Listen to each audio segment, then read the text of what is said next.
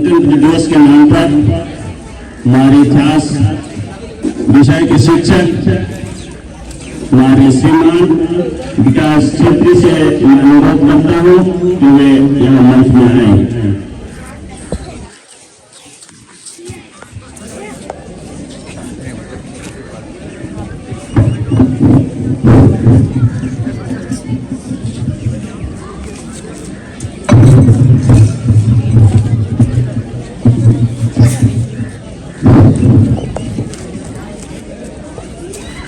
ए मेरे वतन के लोगों, जरा आंख में भर लो पानी, जो शहीद हुए हैं उनकी जरा याद करो कुर्बानी। आज के इस कार्यक्रम के संचालक महोदय के आज्ञा को सहर्ष स्वीकार करते हुए सर्वप्रथम उपस्थित जलपाईगुड़ी टाइल्स के एजुकेशन डायरेक्टर, हमारे स्कूल टिमटिमा फतिमा हाई स्कूल के सचिव महोदय, रिवरेंस फादर विजय कुजो, हमारे स्कूल की देखरेख के लिए, निरीक्षण के लिए सेवारत हमारे दोनों समादरणीय father, reverend father Sylvester means,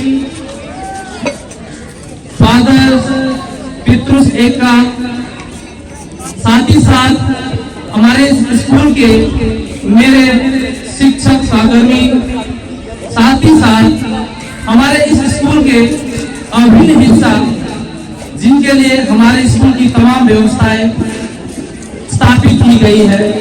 मेरे प्यारे प्यारे छात्रों, आप सभी को 75वां गणतंत्र दिवस के इस शुभ अवसर पर मैं आप सभी को शुभकामना देता हूँ। मेरे प्यारे छात्रों, आज हम एक विशेष उद्देश्य से यहाँ उपस्थित है, क्योंकि आज के दिन हमारा देश का संविधान 26 जनवरी 1950 में लागू हुई और हमारा यह संविधान देश की रीढ़ की हड्डी है, जिसके अभाव में हम एक स्वच्छ देश की कल्पना मात्र नहीं कर सकते हैं।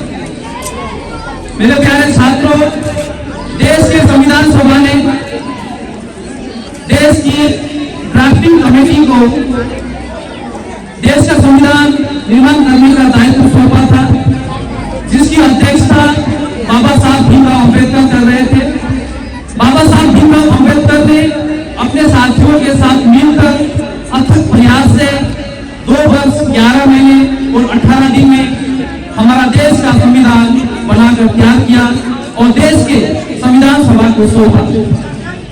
हमारा देश का संविधान 26 नवंबर 1949 में बनकर तैयार हो चुकी थी, लेकिन हमारे देश के महत्वपूर्ण नेताओं ने इसे 26 जनवरी 1950 को ही लागू किया। इसके पीछे एक ऐतिहासिक घटना जिम्मेदार थी, क्योंकि 26 जनवरी 1930 में हमारे देश में सर्वप्रथम पंडित जवाहरलाल नेहरू की अध्यक्षता में रावी नदी के तट पर देश के नेताओं ने प्रत्येक वर्ष 26 जनवरी के दिन स्वतंत्र दिवस मनाने के लिए देशवासियों को आह्वान किया था, जिस कारण 26 जनवरी की जो ऐतिहासिक महत्व है उसको जीवित रखते हुए 26 जनवरी 1950 में ही देश का संविधान लागू किया गया। मेरे प्यारे छात्रों, संविधान देश का आन बान शान है और इस संविधान को हर किसी नागरिक को अपने जीवन में अनुकरण करके चलना होगा। 470 अनुच्छेद, 12 अनुसूची और 25वां भाग वाली भारत के संविधान ने आज ही के दिन भारत को संपूर्ण प्रभुत्वता, गणतंत्रात्मक, लोकतांत्रिक गणराज्य बनाने का काम किया। भारत की संविधान भारत के हर एक जाति, हर एक लिंग, हर एक नस्ल को बिना किसी भेदभाव से न्याय, समानता और बंधुत्व की भावना प्रदान करती है। मेरे प्यारे छात्रों, आज से लगभग 78 वर्ष पूर्व वर्तमान भारत की तरह भारत नहीं थी।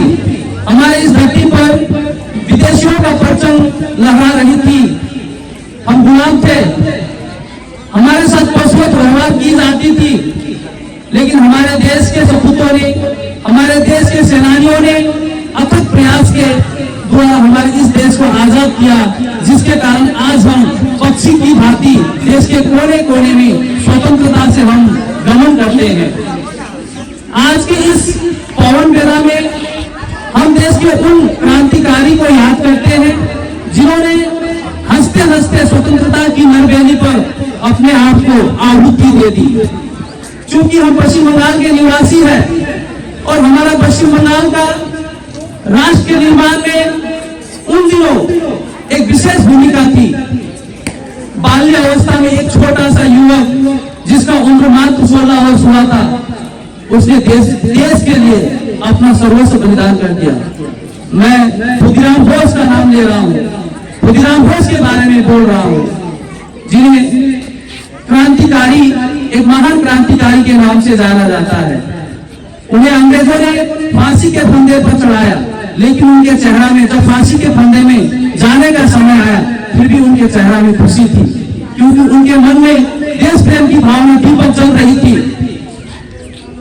जब उनकी साहस और वीरता को देखकर जब फिरंगी आश्चर्यचकित हो गए, जब उनके कारावास में जाकर जब जांच पड़ताल की गई, तो जिस कारावास में उनको रखा गया था, उस कारावास के दीवारों पर खून से लिखा हुआ था, एक बार विदाई दे मां, आरोप भूले हंसी, हंसी हंसी और वो फांसी। अर्थात मां और देश को युवक काफी प्रेम करते थे और उन्होंने हंसते हंसते देश की स्वतंत्रता की नरबेली पर अपना सर्वस्व बलिदान कर दिया। आज के इस विशेष दिन पर चूंकि हमारे देश की महिलाओं ने भी हमारे इस देश को आजाद करने के लिए अपना अमिट योगदान दिया था। हमारे इसी पश्चिम बंगाल के तमलुक जिले के मातंगिनी हजरा ने 1942 की भारत छोड़ो आंदोलन के दौरान आंदोलनकारियों को उन्होंने अग्रसर किया था। देश की तिरंगा झंडा को दाएं हाथ में लेकर जब वो आगे बढ़ रही थी, तो फिरंगियों ने उसके दाएं हाथ में गोली चलाई। मातंगिनी हजरा ने तिरंगा झंडा को अपने बाएं हाथ में लिया, ब्रिटिश ने फिर उसके सीने पर गोली ठोकी, लेकिन मातंगिनी हजरा ने देश के तिरंगा को जमीन में गिरने नहीं दिया। जब तक उसके सीने में सांसें चल रहे थे, तब तक उसके देश की आन बान शान की उसने रक्षा की।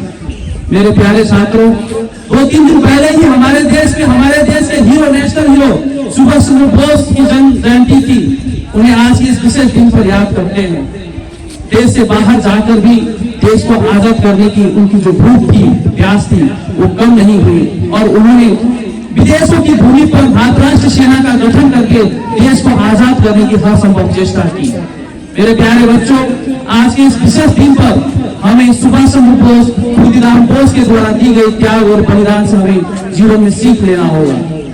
आज के इस विशेष दिन पर लगभग 20 डिग्री सेल्सियस माइनस से नीचे की तापमान में देश की सरहद पर पहाड़ की तरह, चट्टान की तरह खड़ा होकर देश की सेवा करने वाली, देश की सरहद की सीमा की रक्षा करने वाली उन देश के वर्तमान भारत के फौजी को भी हम सलाम देते हैं, जिनके कारण आज हम महसूस कर रहे हैं। मेरे प्यारे छात्रों, आज के इस विशेष अवसर पर मैं आप लोगों को एक संदेश देना चाहता हूँ।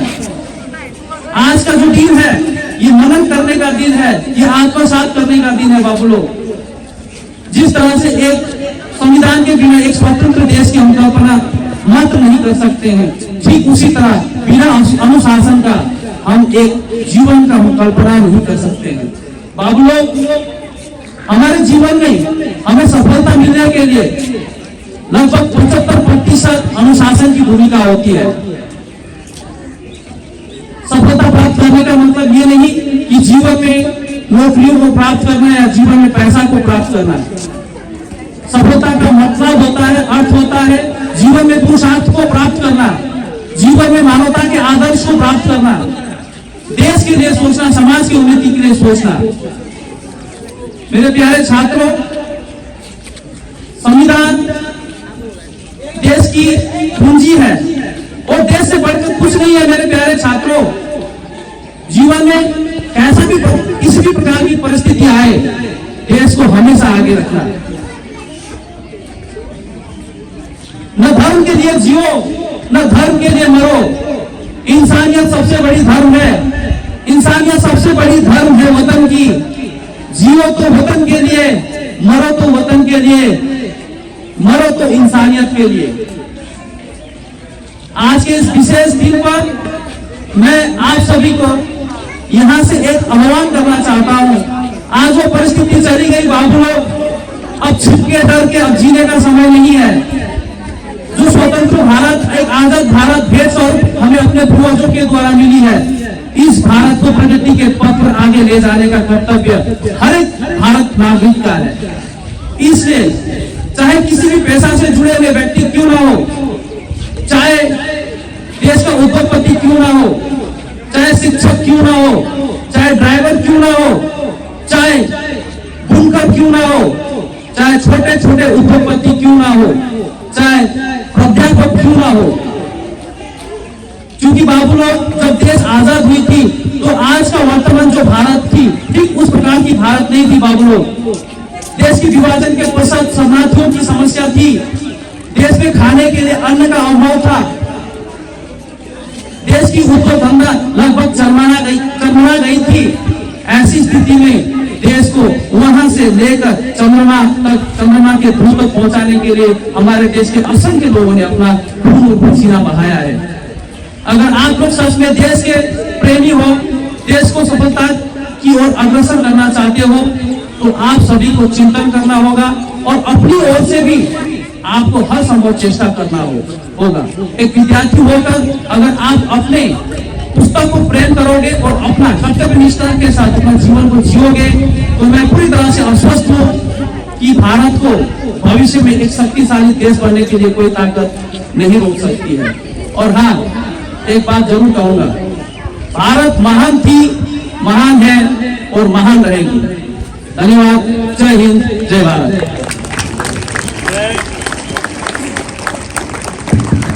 मैं